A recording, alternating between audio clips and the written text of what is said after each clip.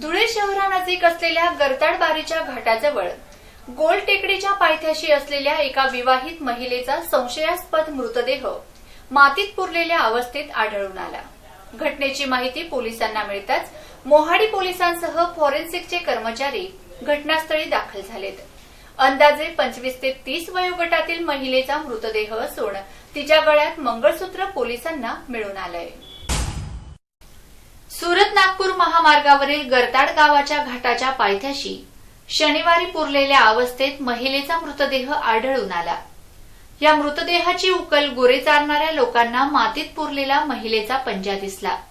त्यांनी गरताड गावातील पोलीस पाटील यांना घटनेची माहिती दिली व पोलीस पाटील यांनी मोहाडी पोलीस ठाण्याशी तात्काळ संपर्क करून या संदर्भाची माहिती दिली व मोहाडी पोलीस ठाण्याचे सहाय्यक निरीक्षक संगीता राऊत यांनी पथकासह घटनास्थळी दाखल झालेत।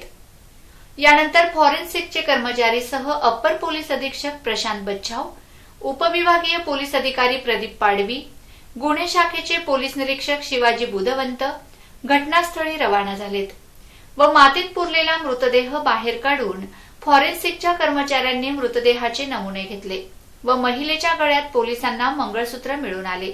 त्यानंतर महिलेचा मृतदेह शवविच्छेदनासाठी रुग्णालयात पाठविण्यात आला।